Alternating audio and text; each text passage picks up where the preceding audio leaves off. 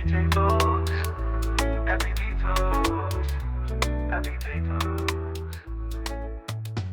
we dive into dreams and Hey, hello, and welcome to Scholarship Insights on ABJ Vlogs. It's always a pleasure coming your way, and I cannot thank you all enough because you guys have been so much supportive. And today, if today is your first time chancing on this channel, remember that it's a family, and then we are going to help ourselves secure the things that we want to secure. And so, this is Scholarship Insights on ABJ Vlogs, and so you are welcome to this wonderful interesting episode for today. Today, what do I have for you? We've been talking about scholarship. And first of all, I want to congratulate all the people who have won Chinese government scholarships or won Chinese university scholarships and are planning to come to China in September 2024. And so if you are one of such people, I know one of your questions that you are thinking about now is, hey, how do I prepare to come to China? And so you realize that once you have gotten the admission, just from this period, your documents have been sent to you in your various countries. And once you have your document, you've applied for your visa. I should understand that you have applied for your visa. If you have not applied for your visa yet, and then you need any assistance, you can also comment under this video, and I will make a separate video for you, or I will give you my personal details, so you can check in the description box and check my email. Let's vibe. You can ask me on WhatsApp. I'll put my WhatsApp number directly there so that you can WhatsApp me, and then we can know how best we're going to help ourselves. But until then, if today is your first time, please don't forget to share love with us, share, subscribe for others to also enjoy what we do here. And so in today's video, we are just going to go through when you're coming to China, what do you have to prepare, how do you get here, and then let's get going. So please do and stick with us, and then let's get into this video. Once you have gotten your visa, congratulations on that also, because it's not everybody who goes to the immigration or the embassy. Let me say, once I'm here, I go to the immigration. So once you are in your home country, you go back to the embassy. So once you get your visa from the embassy, then this is what you need to prepare. And so the first thing that you need to actually prepare when you want to come to China, is that first of all, you have to make a very good liaison, like have to communicate well with the university that you are coming to. That is the first thing that you have to do. Communicate with the university. So some universities will tell you that, hey, tell us your details. When are you arriving? Send us your flight details, which airport you are coming to. And so that is the first thing that you have to do. Communicate with the university that I will be arriving in China on this particular day. I would arrive on this at this particular airport. The other thing, that is the number 2 thing that I want you to understand, is that once you are coming, go online, search for that particular university, and try and see if you can get somebody in that university.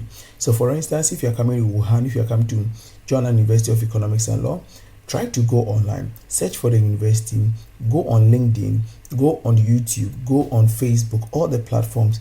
Definitely you're going to find somebody who is in that particular university, so that that person would also be aware that you are arriving or coming to that particular university, and they can make preparations for you.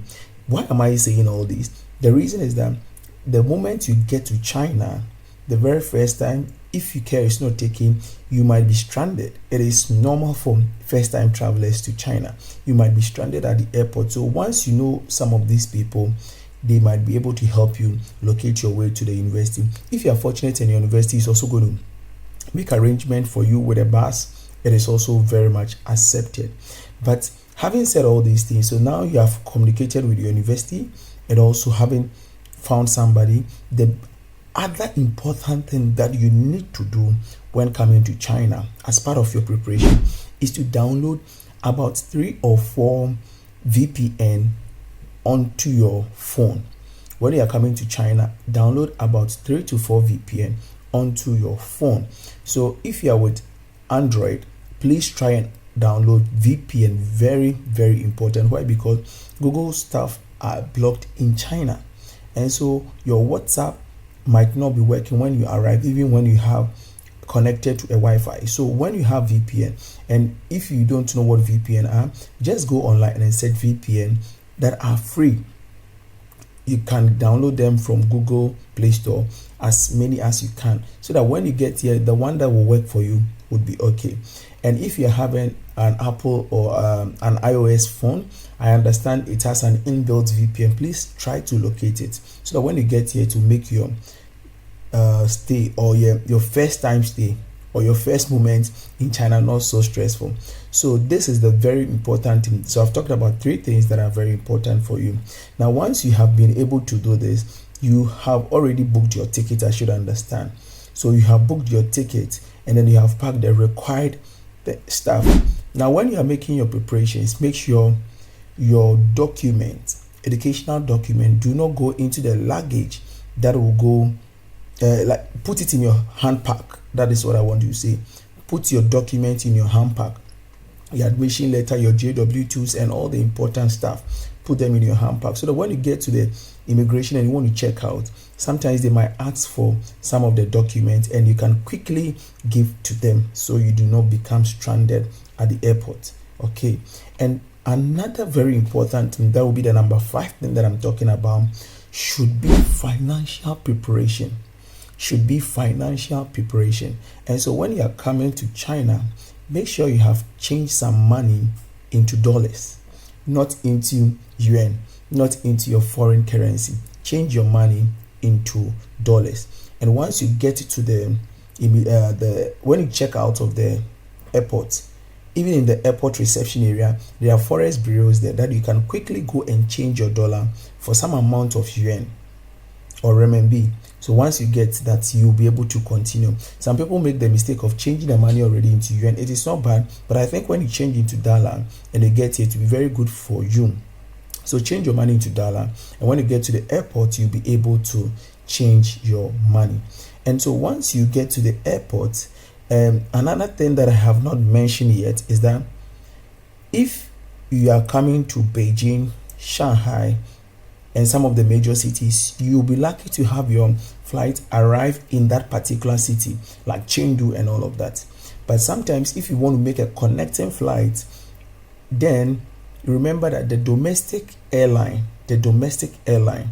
has only 20 kg, unless it is a connecting flight. For instance, you are coming from Kenya, or you're coming from Uganda, or you're coming from Nigeria or Ghana, and you book directly to Wuhan. That means that when you get to your last destination is in Wuhan, and so when you get to Shanghai or Guangzhou or Beijing, you have to just take your luggage and continue. But if your last trip is ending at maybe one of these airports, and then you want to continue to Wuhan, then it means that you have to book a new flight, connecting flight. If you're booking a new connecting flight, remember that it's going to only take 20 kg. And so that is why I mentioned that you need to liaise with somebody in the university. When you know somebody in the university, what you basically have to do is that in China, we have something called the Kuaidi, that is a parcel. So at the airport, the person will give you the address of the school, and you give your luggage to them to send to your university at a fee, and then you would board your flight with only 20 kg stuff. And so these are the main important things that you have to really know.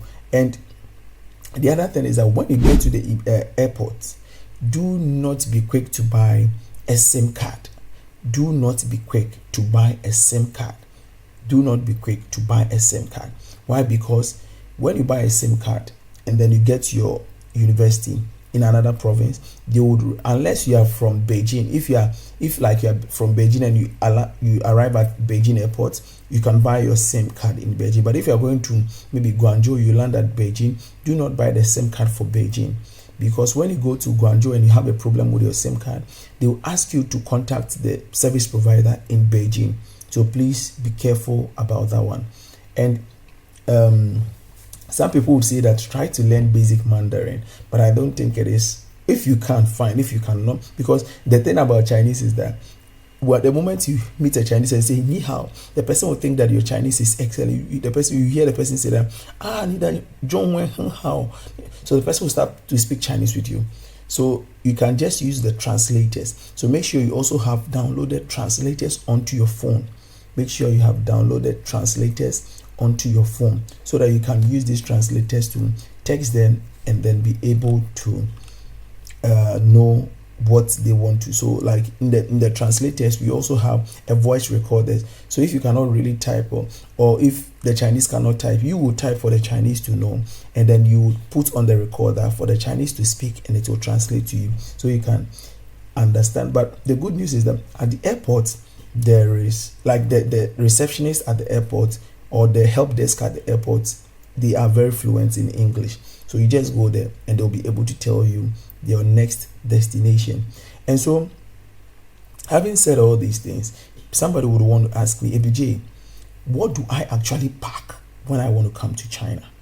Yes. So we always say that for clothes, there are several here in China. So you try to pack your traditional clothes, your country flag, but most importantly, because you'll be arriving and then the first few days of your stay, you'll not be really conversant with Chinese food, I would also suggest that make sure you bring a good amount of your local traditional food, so that you'll be able to at least fit in the space that you find yourself for some time before you change your diet. Because maybe for the first few days you might not really be okay with the Chinese food because you have to adjust, and so if care is not taken, you would always be starving.